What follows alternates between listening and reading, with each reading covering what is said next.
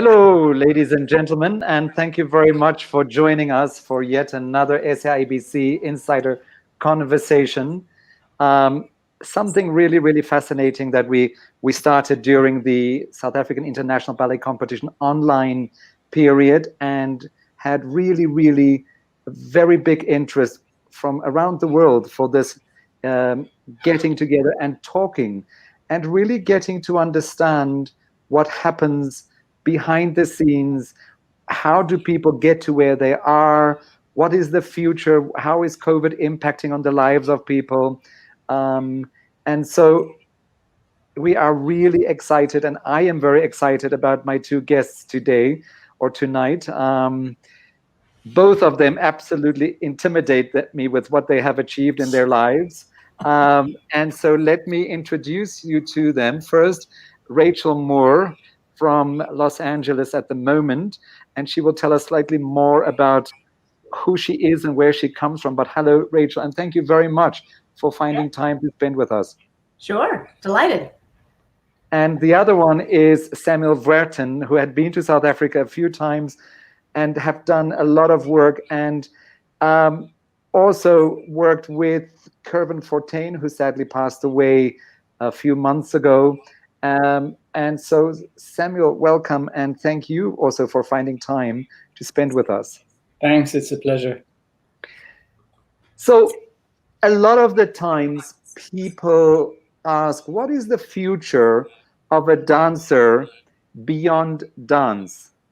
And I think in both of your cases, you are perfect examples of what can happen during, beyond, and after dance.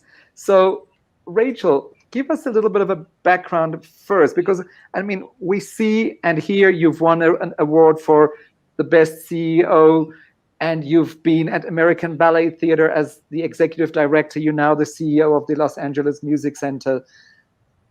But start way before that and how it all landed up, because reading your CV, it was also interesting to see, and I'm sure it must have had an impact, your parents and their interests in life and their businesses or their functioning that must have led you to where you are today. Absolutely. So, yes, 100 years ago, I was a dancer. I grew up in Northern California in a college town called Davis, California. My father was an economics professor and my mother was an economist. I started taking ballet lessons late, 11 years old, and I absolutely fell in love. The studio was my sanctuary, and I actually had a wonderful first teacher, and it was just by circumstance that she happened to be teaching in Davis, and she had trained and danced with the Dutch National Ballet. So I was introduced to really quality training early on. And when I was 13, the Joffrey Ballet came to Davis to perform at the university, and Mr. Joffrey taught a master class. And he offered me a scholarship to go to New York to train with Joffrey. And my parents were absolutely opposed to this. And but it was sort of the first inkling that this might mean something beyond simply taking ballet classes. And I started to train in Sacramento with a really fine teacher, and spent my summers in New York, first at a School of American Ballet and then at the ABT scholarship summer program. When I was 17, I was offered a scholarship to the school, but I hadn't finished high school. And once again, my parents put their foot down, and it ultimately was the best thing, that I had an extra year at home and I finished my studies. And then once I graduated from high school, I went to New York, joined ABT's second company, and then I joined American Ballet Theatre as a member of the Corps de Ballet. And at that time, Mikhail Baryshnikov was the artistic director. And that was an extraordinary experience. ABT is an amazing company, and to be so young and touring nationally, internationally, and being surrounded by these incredible dancers. I mean, while I was dancing, it was, the era of Gelsey Kirkland and Cynthia Gregory and Fernando Bojones, and to be on the stage with these extraordinary artists was such a gift. But then I injured myself and my foot, and I ended up in a cast after surgery for 3 months, and there was no guarantees that I would be able to return to dancing. So during that time, I took my exams for university because I just wanted to have a backup plan. And I was able to get back somewhat dancing, but still in considerable pain. And when I went back to the doctor, they said, well, we can break open your ankle again. We can see, it could be another year. And I viewed that as a moment of, a sign that it was time for me to move on. So I was very fortunate to be able to go to Brown University, where I ended up studying philosophy. So being a ballet dancer with a philosophy degree is not the most marketable thing on the planet. And then I went to graduate school to get my business degree. And I think because my parents were both economists, numbers never scared me. And so going into the business side wasn't terrifying in the least. But, I clearly had a lot to learn, but I always knew that I had, going into running arts organizations, I understood the mentality of the artist. And I always thought of myself as a bridge between the artistic community and the business community, because I spoke both languages. And I ended up at Boston Ballet at the school. Then I was in American Ballet Theater as executive director and then CEO for 12 years. And then to the Music Center, which is a group of 4 theaters, the largest having seating of 3,400 seats. So we're sort of the Lincoln Center of the West Coast. And we bring in dance, and we have a park, and I get to do lots of other kinds of arts besides dance. But I think that, at root, the fact that I had been a dancer really helped me figure out business solutions. But also, I really believe that dancers, they're so disciplined, they're problem solvers, they know how to, meet a deadline. And those are skills that are transferable regardless of what field you're ultimately going to end up in. And I fear that dancers don't give themselves the credit they deserve, because as somebody who employs now 1,600 people, to have employees who are incredibly dedicated and disciplined and efficient, that's any employer's dream. So I really think that dancers in their second chapter have a lot to offer beyond what's on stage. It's interesting because many employers say exactly that the dancer is committed, passionate, and always willing to go that extra mile in whatever job it is that they take on afterwards. Samuel, your background. Well, I come from dance. I was a dancer. And so that sort of, kind of defined my life in a way. I was born and raised in a mountain village in Switzerland, in Gstaad. So I don't come necessarily from a background where dance was the obvious thing to do for a boy. But I did somehow.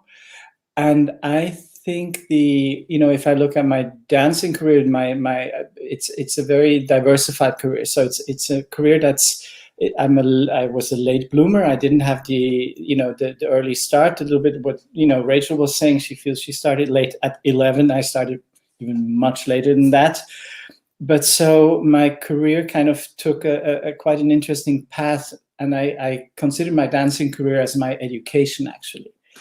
And I started in ballet and then moved on to contemporary, and had the good fortune to be able to dance and study the repertory of the great American modern pioneers, like, performing works by Doris Humphreys and José Limón and Sophie Maslow. So I had this kind of sense of where things were coming from in modern contemporary dance. And then moved on into a company that did the opposite end of the spectrum, and we did all the kind of the hip and hop and happening things of the late 1980s, like Stephen Petronio and Amanda Miller emerging from Foresight and people like that, Randy Warsaw. Quite American oriented, I have to say. And from dancing, I always taught. I started choreographing, so I also developed. I had a choreographic career for a while, and at the same time was offered to take on the Holland Dance Festival, and have been doing this for 25 years, which I never thought I would. My career doesn't have a plan. There is no master plan. It's just something that one thing led to the other, and it's, if I have to summarize it, analyze it, it's been a huge gift of many, many dots. And I've had the good fortune, because I had a good, solid basic education, academic and dance-wise, that allowed me to connect many dots in my career. And I think that's what kind of may enable me to do things. So I relate very much to Rachel's description. I think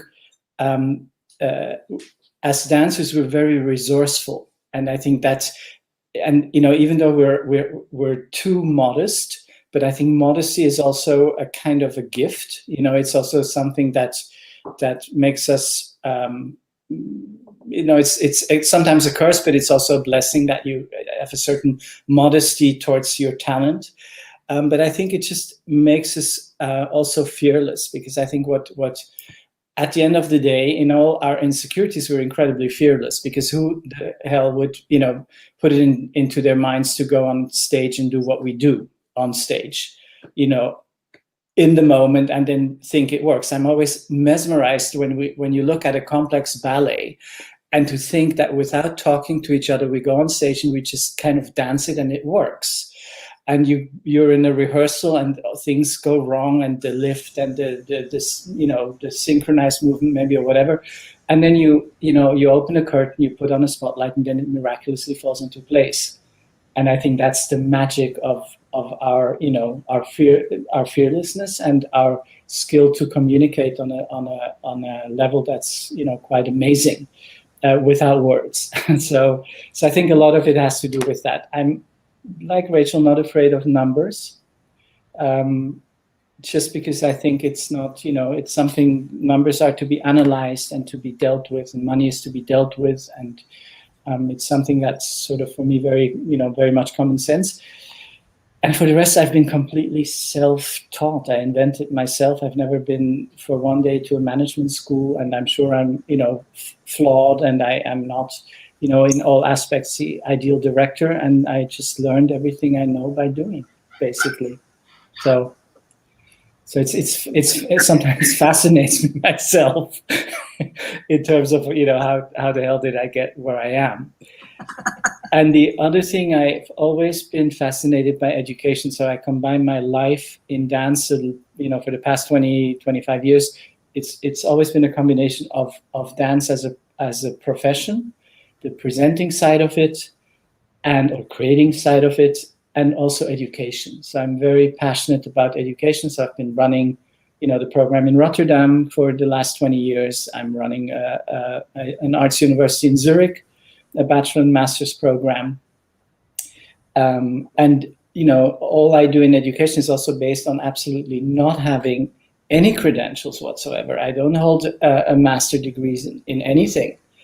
And yet I'm here, being the antichrist of formal education, and also, convinced that we need to hold on to my passion in those kind of circumstances and environments. And yes, of course, future generations will have the appropriate degree to go with the job. But I think the degree also should not replace the passion and the knowledge. And I think that's what what's fascinating about your story, Rachel, that you come from within the art form, and that you've taken it, into that incredible wide arena that you've been able to take it. But that at the core of it, I sense you always remain that dancer. Absolutely.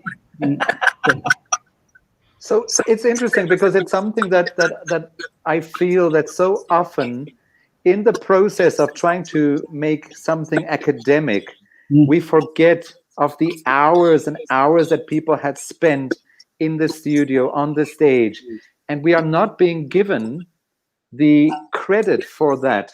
So that you say that you don't have a master's, but actually, really, in effect, with what you have done, you have assembled a master's of life. And I think that is something that we have to be very, very careful of, that we put so much emphasis on the academics, that we forget that the skill of the theater, the skill of the stage, the skill of life, your organic growth of Samuel Wuersten into who you are today, there should be a way to give credit to that. And we don't. So, if you think of, Rachel, you mentioned Baryshnikov, Samuel, you mentioned Limon, two super famous names. Again, they had a huge impact on your development, and I'm sure on who you were. So, Rachel, what do you think? And let's play a little bit of name dropping, but what do you think you had learned from a Baryshnikov? It's one of the names that is really famous in South Africa and around the world, of course. But so people would immediately say, "Oh yeah, Baryshnikov." Yeah. What is it that you had learned from him? Well, stepping back though, with before I answer that, the academics, I think that I am less impressed by degrees, because I've seen a lot of people with a lot of degrees that have no common sense, and they also, it gives them a sense of superiority, so their mind isn't open. And I think that is the death knell of creativity and problem solving. So I would agree with you completely that we place too much emphasis on these pieces of paper. And also your degree is dependent upon who your teachers were in school. And sometimes they're fantastic, and sometimes they're so out of touch and so out of date that they really are not providing value. So I think that what you learn, it is the core of your ability to be open, absorb information, problem solve, and be creative about that. It is infinitely more important than a piece of paper. So in terms of Misha, I'm very fortunate that I got to dance in the company when he was running the company. I think what I was so amazed that I was stand in the wings and watch this extraordinary artist work. And I think that he was so dedicated to excellence, and not just excellence, as a director, he was looking for excellence in lighting designers, in costume designers, in set designers, in choreographers, in musicians. That notion of always seeking out excellence, I think to be introduced to that when I was very young, as a young dancer, was hugely important.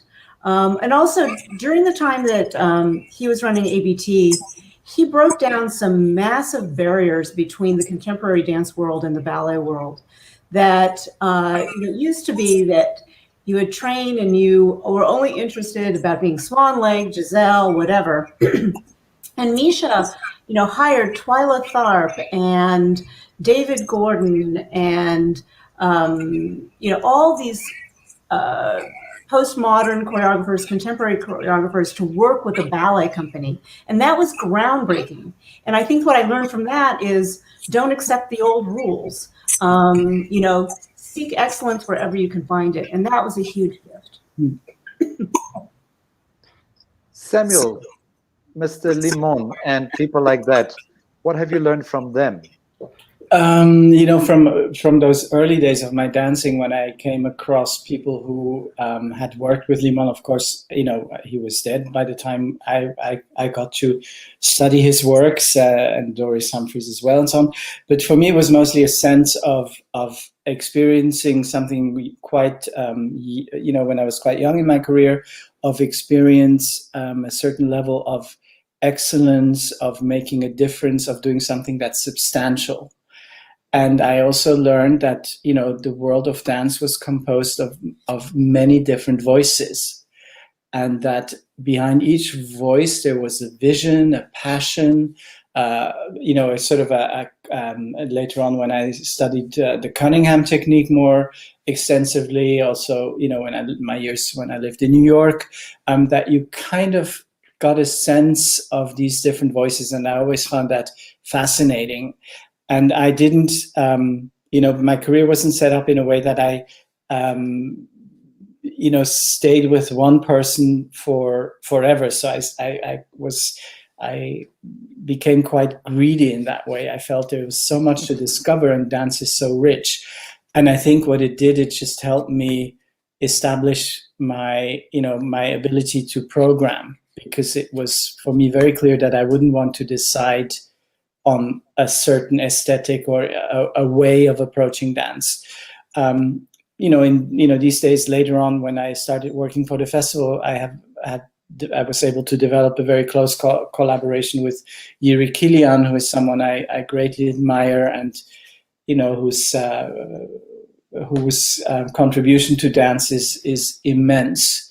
And so I very much feel connected to his visions. One would have to say, because it's really more than one. He's been very productive.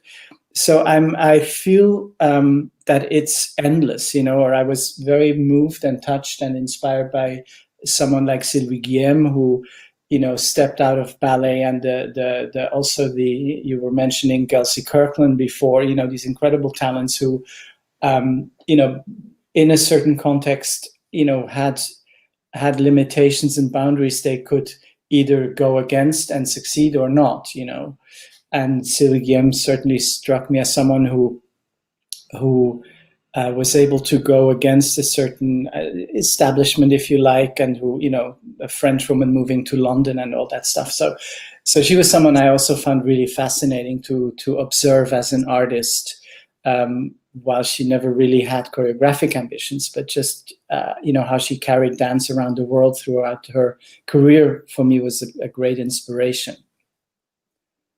So all of that obviously then helped you to become the big person from the Holland Dance Festival, because, as you said, it helped you with your programming. So when you are working on the Holland Dance Festival, do you have a theme, or how do you decide on your programming? How does it work?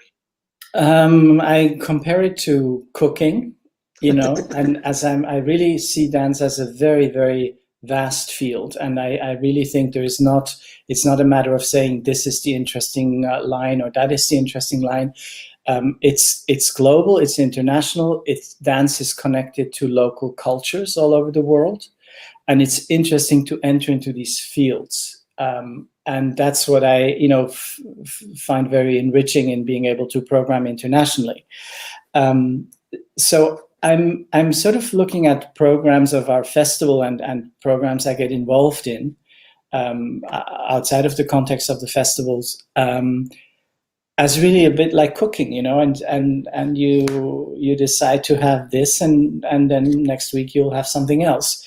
And of course there is a connection to maybe current developments, or something that is now, the right moment to do it, because it's maybe a jubilee of something, or all sorts of reasons that you could think about.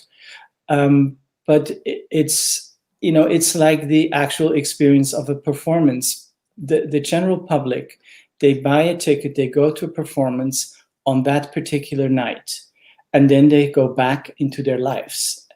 And it's not like their life just kind of evolves around that performance and they think of nothing else for the rest of the month. That's not how it works. So going to a dance performance is a sort of a moment in time.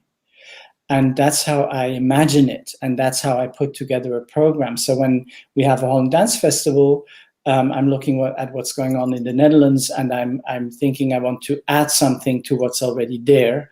and I want to present programs that show diversity. In previous years, I've done more of, like themes or topics, but I stepped away from that a little bit because I found myself, I found that I'm limiting myself. So sometimes we have 3 or 4 performances, shows that have a connection, and they form a mini theme within a bigger context of a festival. But it's really quite eclectic, and that's the way I experience and see dance. And I want, to give people a broad range of that each time, so that it's not, it's all the same at the Holland Dance Festival. I like the fact that you said that you don't want to choose the theme because it can be limiting. So does that kind of work the same for you, Rachel, with your work where you are at now? Well, what we choose to present is somewhat tied to the size of our theaters.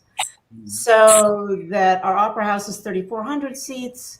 Our second largest theater is about 2,500 seats. And then we have a concert hall, and then we have our smallest theater is 800 seats. So, and that's in the round. So the kinds of dance companies that will look good on those stages is very specific.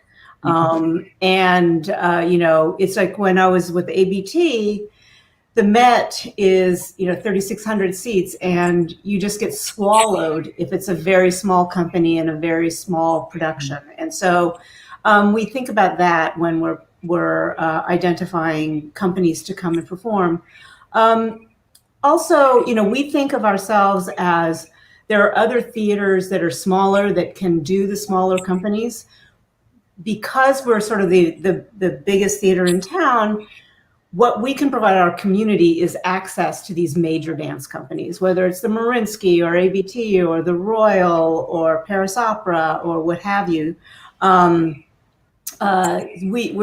sort of if we don't bring it, it won't come to our community. And so I do feel a responsibility around that. I also feel responsibility around selecting works that are relevant to our community. LA County is arguably one of the most diverse counties in the country. And so I'm seeking more and more to look for stories that are relevant to not just sort of white European stories like Giselle and Swan Lake, but also, when you do works like Frida or like Water for Chocolate, these speak to different narratives. And I think that that's really important. So we try to balance out our season with, some tutus and some more contemporary stuff. We also have a very strong relationship with the Alvin Ailey Dance Theater. And, I think that in the United States at this moment, social justice is, there was a huge pivot in March and April around uplifting this notion of social justice. And as an arts organization, that's something we obviously care about. But I think that looking for works that resonate with this theme of social justice will be increasingly important as we go forward. I actually think it's really exciting because my view is that the arts highlight our common humanity.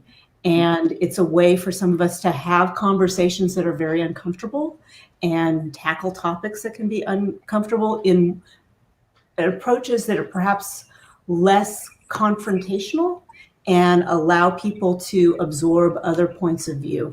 So I think the arts have a huge role in that. And we're very serious about how are we going to play a part in uplifting this notion that everyone has value and everyone should be treated as a moral equal, and we all should have access to the arts and human rights. I think it's an exciting time for the arts. Is there something you would like to add to that, Samuel? Well, I can relate to that completely. And you're describing a certain aspect of programming is also logistics and a certain responsibility and understanding that if you're not doing, no one else is doing it. So I think that plays a big part in it. And I'm, saying your relationship with Albanelli, for instance, we've been able to present them just exactly a year ago from now, after I think an absence of 25 years here in the Netherlands. And it had such an impact because some of the people remembered, they came after so many years and said, oh, I want to see this again. And for a great number of people, it was just new and, they saw it for the first time. And I also feel a responsibility in that you, show things and show them again and give next generations an opportunity to connect to the work. And that's sometimes a difficult card to play in the Netherlands because we pride ourselves, of being the country of innovation, and certainly in the arts of, innovation is sort of the magic key to everything. And we've forgotten a little bit that that there is also history and a legacy, and that you need to revisit works of art, and that certain dance companies or pieces absolutely need to be presented periodically to connect to these masterpieces. So with the changing demographics, particularly I think in Holland, but also I think in LA, when you are doing your programming, and then particularly when you are starting to market your programs, how do you first and foremost speak to those markets, those changing markets? And sometimes, as you said, Rachel, you go from tutus to not tutus. And Samuel, you go from doing things that you've done before to completely new and innovative things. Because surely you don't always, and you're not always able to speak the same way. I'm always scared that we are missing out by not using the right language. Do you have, number one, teams of people that work with you to help get that message out that works in that world? How does it work? Either of you? Well, I think marketing and reaching out, I feel like we're constantly building bridges, and we have to search for connections to reach as many people as we can, and it's not one size fits all. It's not necessarily there are different approaches that you have to use, and different communities have different ways of being addressed and so on. So we have a small team. Our means are modest, so I cannot say we have a huge PR machine that can just kind of do its magic. But I think we're not sort of just doing a standard routine marketing campaign, but we're always searching for angles. I think that's maybe the best way to describe it. So it's a mix of traditional forms, put up a poster, put up a commercial kind of thing. And then, going into communities and building bridges and making connections. And with you, Rachel?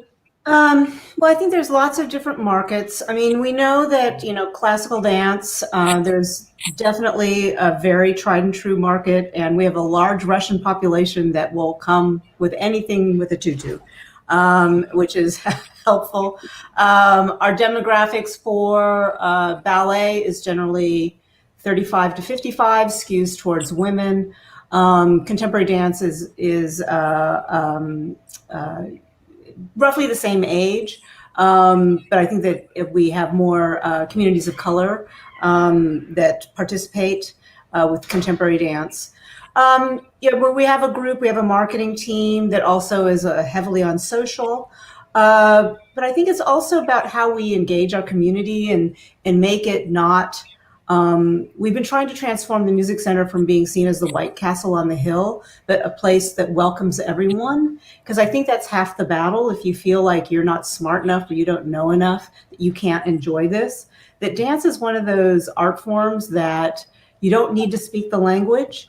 you can come in and experience, and we generally try to tie it with other opportunities for people to dance on our plaza to live music, so that people can see that dance is a universal language for all, and bring people in that way, that it's not just us trying to present to somebody else, but to have them be part of the conversation, and that we love working with choreographers also that work with public, so that people create art together with these choreographers, which I think is really fascinating and fabulous, because it makes it much more attainable. I think that we don't serve ourselves well when we make specifically classical dance, but dance feels so alien and only for the elite. I think it's damaging. And so we try very hard to say, you know, this will speak to you regardless of where you come from. And that dance is, as Samuel was saying earlier, there's this huge multiplicity of voices. And so whether it's, you know, coming from a Latino tradition or European tradition or African American tradition or what have you, there's all these voices in dance that so you can learn so much about other worlds by coming to see these performances. And for those who are interested, I think once they start seeing that it's not a scary place where you're going to be reprimanded for not knowing, you know, what épaulement is, that it's transformative. I think indeed. What do you want to say, Samuel? Sorry, I think you also, you know, I sometimes feel we have to really, you know, the White Castle on the hill and all of that is completely what goes on here as well, the exclusion. And I think we need to build the bridges, but then, you know, bridges have to be crossed, and you can build all the bridges in the world if people don't want to cross them. So I also feel, you know, I really rely on a certain assertiveness of our public to then recognize that there is a bridge and that you are welcome if you cross it, but you have to cross it, and I cannot cross it for you. You know, I can reach out, I can, you know, sort of put the big light on so that you don't lose your way in the dark or whatever, but I cannot really cross it for you. And I think we sometimes feel a little bit cramped in that we sort of are almost apologetic for the arts. And I'm going like, but, you know, everyone finds their way into a cinema in The Hague. Why can't they find their way, you know, from sort of they would say like, yeah, but the theaters are all in the center of town and that's so elitist and people from certain areas will not come there. And we're not talking Los Angeles. We're not talking a big, you know, huge commute to a theater. We're talking, you know, a 50-minute tram ride. And it's considered almost impossible to cross, you know, to come from that place to the center of town into a theater. And you know, the very same people from these areas, you see them in the shopping malls and you see them anywhere. And I think it's also patronizing to think that they're, you know, that we're excluding them. I think it's just a matter of really making it available, going into schools, you know, all these things that are, we call them open doors in Holland. When something is obvious, we call it an open door. You know, as an argument, it's an open door. We don't have to convince anyone. You have to, you know, invest on all these fronts. And yeah, no, I agree. And this is where the comment about relevance, I think, is really important. That when we brought Alvin Ailey, they come every year to us, and they brought this incredible new work called Ode, which is a beautiful meditation on people killed by gun violence. And that is a story that is sadly incredibly common in this country. And people who never thought that they could see their lives on our stage are now seeing their lives on. And so it becomes a way of connecting that is authentic and compelling. Because yes, I mean, we've got, whether it's baseball or football, you know, tens of thousands of people travel very far and pay a lot of money to go to sporting events. So it's not just the logistics. It's that these are really compelling stories. And I think that I think a lot about the ballet world specifically, since it's my home, that when we come back and reopen, the stories have to be different. The stories cannot, when I look at the Giselles of the world, that is not a story about female empowerment. And right now, you know, people who are millennials want stories about female empowerment or communities of color having power. And so I think that there's also, are these stories that we're telling the ones that are relevant to our younger generations? And some are and some aren't. And that's on us. So I think that I'm very mindful of that as we move forward. Which is great what Mats Ek did with Giselle in his, you know, imagine this is already also has become a classic in a way, but taking that story and Akram Khan too, right? Akram recently, yes. So it's an interesting, it's interesting. So how much should be spent around the issue of education? In South Africa, I've just become part of a program where we are going to look at how do we educate the basic teacher, the maths, the science, the Afrikaans, English language teacher, to understand the arts better, so that when somebody, number one, they understand what it is. Number two, if a young dancer or singer or performing artist comes to them and says, I want to do this as a career, they're not going to say to them, no, go and become a mathematician. Or they would even go a step further and help them to find a good teacher in that chosen field. And so often we think that we're the only ones that don't do that. How much of that happens in Holland, and how much of that happens in the US? Rachel? Oh, the United States, what can I say? So first, it is hugely regional about how the arts are valued. So parts of this country, I think, value the arts as part of an educational process much more than others. And there has been a huge battle on something called STEM, which is focusing on math and engineering, and changing it to STEAM, which adds the arts as a central part of the core curriculums in schools. We have a giant education department, and part of what we do is we train school teachers of how to integrate the arts in their curriculum, so that the kids are learning other themes and topics through the arts, through dance, through visual art, so that it becomes much more an integrated part of their experience. You know, the United States, the arts have a complicated relationship, and so there's a lot of teachers who have never been exposed to the arts when they were growing up, so they don't have any idea. I was lucky that as a youngster, I grew up in a small town, but a town that highly valued education and cultural life.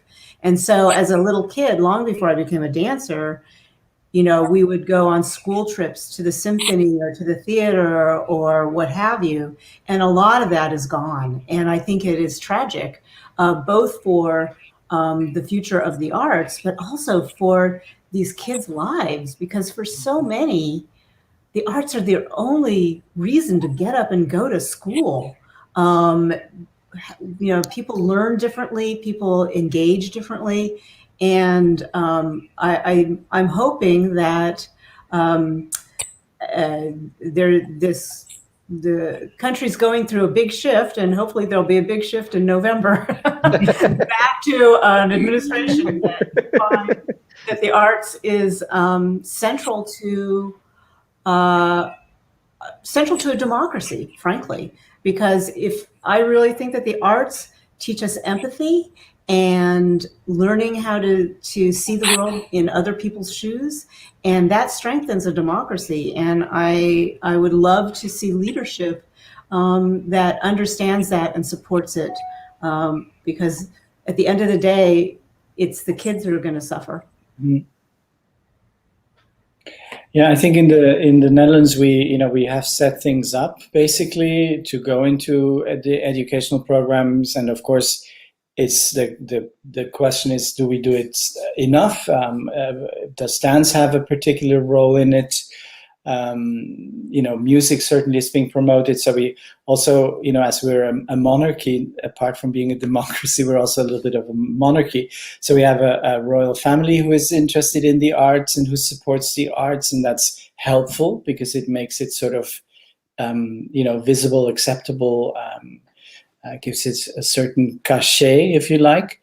I think, the investment really is in the teachers, in creating the possibilities, and that's what we're trying to do from our Little Holland Dance Festival organization, is just to provide programs tailor-made where we can go into schools, help teachers have a dance program of sorts, and we have different packages that we can offer to go in there, and mostly we find that they're open to it.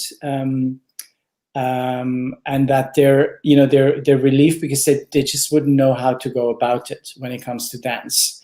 So if you come in with a solution, I think we have to offer a lot of solutions. That's what we have to do, and have to keep seeing what's possible. And we now shifted our focus recently from regular education to special education, because it's a target group that's more vulnerable and there is less available for them. And we felt it would be good if we could take our knowledge and expertise and see if we can, address this with these groups. And that seems to be working really well, because there are a lot of other organizations who are doing educational programs in schools with dance that are, addressing the general education. So we feel we should take it a step further, and so we're gonna focus on that for the next 4 years. So it's we cannot compare it to the United States. Obviously, it's the arts and culture in our country are it's part of our taxpayers' money, and I think we really have to keep fighting that that's accepted and that it's not a discussion. Like, it's not a discussion, should we have healthcare? Should we have, paved streets? Should we have trains that function? Should we have arts? Why does it cost so much money? It's not, it should not be discussed. And that's the tricky thing, because it's an easy target it's low-hanging fruit to say, oh, the arts, they cost so much money. And, I think it should not get this far. We should just accept it as part of our infrastructure of what this country is providing, and Lord knows we're paying a lot of taxes, and I'm fine with that. But then I also want to have I want to have arts for that, for my tax euros, and I think that's something that's, as our governments shift more to the right, and as we're the world is getting grimmer, I think this is something that's a big danger in Europe, that the arts become a point of discussion, and certainly also with the COVID, that's a dangerous thing. You recently had some issues with the funding for Scapino. Yeah. Or which company? Was that sorted out in the end? Yes, it's sorted out. It was sort of there was a rescue action. It luckily kind of unleashed a huge uproar, which when it happened, I wasn't sure it was going to work, and luckily it did work. And they had it was such a huge had such a huge impact, and it was it illustrates in this country how precarious it is, because how can you cut a company that is successful in its 75th anniversary from the public funding? How can you, even as a committee, think that's a wise decision? And that's the thing that really hit me the most, and I'm still in therapy for it. Were people fired? I haven't recovered from it, from just the pure phenomenon that this is happening, you know, and that the argument was, yeah, but we needed space for something new. Yeah. And then I said, you know, how can you possibly think this is the solution, and how can you not put up a fight for a fifth company, which is what's now happening? You know, we added one company to the roster of the National Ballet and Scapino and, you know, NDT and Introdance and Club Guy and Running. So it's all kind of okay. You see, I always say, you know, the mistake that we make is that we try to cut up the pie by cutting the slices smaller, instead of rather asking for another pie. For another pie. That's what I think we need to start looking at with funding all over, because in the end, by cutting up the pie so small, nobody can survive of it in the end, and it becomes a fight for survival instead of a process of creating something that is necessary in a society, that can build society, that can grow society, and that can give healthy alternatives to what we experience on a daily life. But for me, there is another issue at play in this particular case, or in the time we're living in.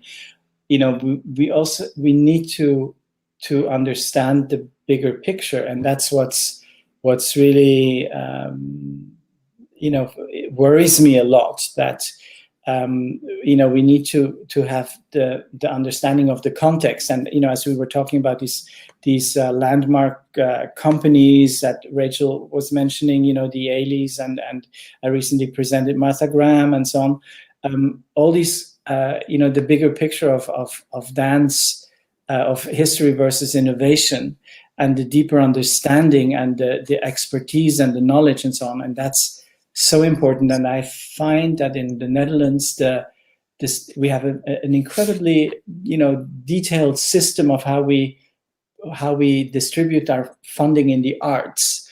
And then in the most vulnerable place, we have, you know, committees that are not always knowledgeable enough to make these decisions, to be frank.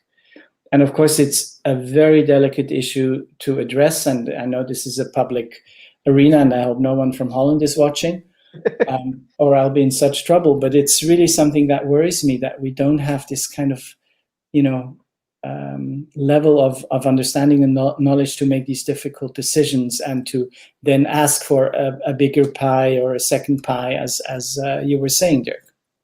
You see, that's actually something that I was going to finish off with, because we're coming close to the end, is the training of leadership.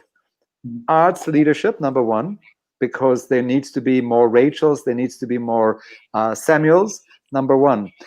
But number two, the arts leadership should be part of general leadership training programs, so that when a person lands up in a committee such as that, they already have been exposed and gotten an understanding of the value of it, and that's something that I feel more needs to be done to not popularize it in the sense that, you know what I mean, I hope, but that it becomes a much more general approach to the arts, and that it permeates into a much broader societal impact and understanding. So it isn't only the royal family, and because they like it now it's okay. And it's everybody, from the person that arrived on your shore for whatever reason to the royal family, all understands the value. But it needs to be part of the education, which is the point I was making earlier. And how do we do that? How do we speak that language in the leadership of an MBA or a DBA or whatever program is being run to achieve greater understanding and integration? I think Rachel, it has. Oh, sorry, Samuel. Yeah. No, Samuel, go. I think in education, it's, you know, you really have to address it in the professional programs I was involved in Rotterdam and in Zurich, where I'm still involved. I think you just have to make people aware that they are going to be me in a few years, or people like me, like myself. So it's something that is, it has to do with ownership. So when when I look at our dancers in our programs, I really want them to have an understanding that we give them knowledge and expertise, and we give them technique and repertory and what have you, but they're going to be the owners. First of all, they're the owners of their talent. We don't own the talent, they own it. You own your own talent. And they're going to shape this world of dance. And, and I'm curious to see what they will do. And I express that curiosity. I mention it. I talk about, what will you do in 10 years from now when we have meetings, when we have evaluations, and I feel that people are really ready to do that also. And young people feel, it's interesting to think about your life in the future and so on. So I think that's one little thing that I feel we need to do in education, is address the fact and reality that you're here now, and in 10 years, you're going to be somewhere completely different. And you may be a leader of a community, or even if you're the leader of something smaller, size doesn't always matter. So it's something that's really, the people step up and they take next steps and take responsibilities, and they make a difference, and being able to do that. Rachel, before you answer your take on it, for 3 years, 2013, 2014, 2015, I think, or maybe 12, 13, 14, Harvard every year sends their students to go and do field projects for a certain amount of time. And in 2012, I think was the first year, they sent a group came to South Africa, and 6 of them landed up at the ballet company in Joburg. And it was kind of weird that they landed up there. We offered that they could, and they did. But then the second year, it became one of the sought after placements, and the third year the same.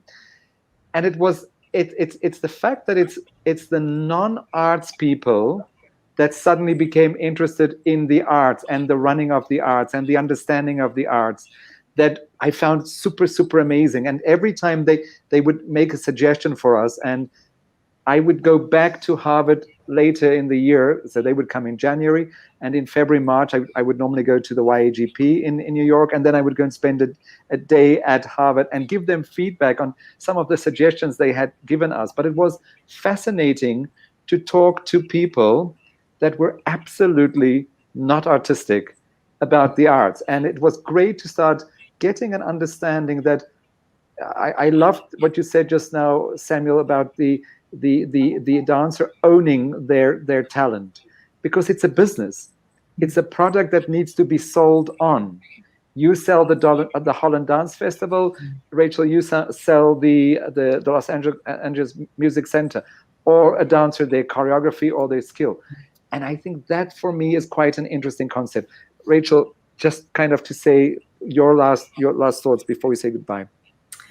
Yeah, no, I think that it's for people to really understand the value of the arts. It's, the arts make people's lives better.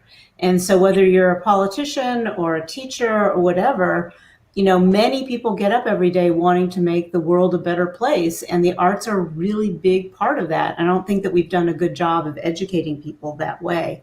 Also, with the business community, the arts are absolutely tied with innovation, and innovation is key to the success of businesses.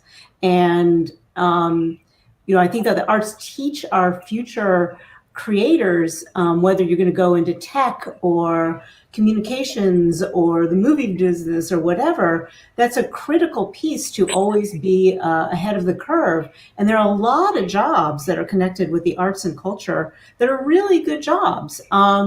Somebody asked me what I would see as success in like 20 years from now. And for me, success would be that the arts their value is self-evident to everyone, because I think that there's huge value to all walks of life and to business. And we've not done a good enough job of articulating why the arts will help the future Googles of the world do their jobs better.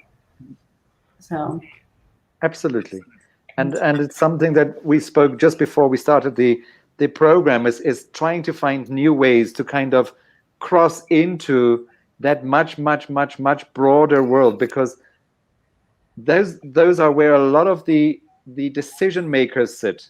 The decision maker that might decide to cut the funding for a dance company, and not because they didn't like the dance company, just because they didn't understand the value of it at that moment, or didn't think of other alternatives. So I think that is something that I completely agree with you, Rachel, in saying, how do we go that much further, broader, wider, and speak to so many more people, so that you wouldn't have to say, oh, let's hope for November and hope that there will be a change so that things can be better. It should be better in any case. It shouldn't be an option. I like what you said just now, that Samuel, that you were kind of in a state of shock and in therapy, because the concept happened that somebody thought it shouldn't be there anymore. And that shouldn't be an option.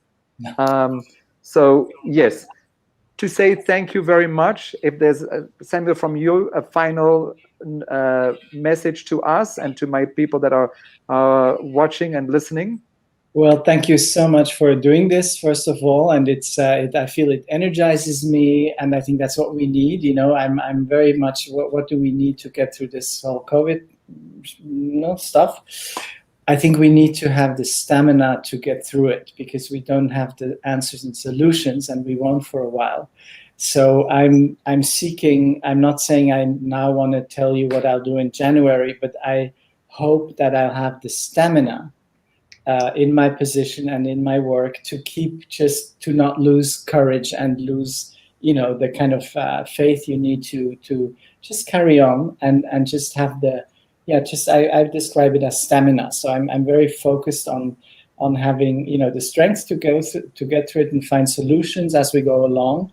And this has been just a real treat to spend some time with you guys across, you know, such a vast part of the world, and spend this hour with you. Thank you so much. Thank you, sir. Rachel. Well, thanks for organizing this. I think it's really great to have international voices, because we live in our own little bubbles sometimes.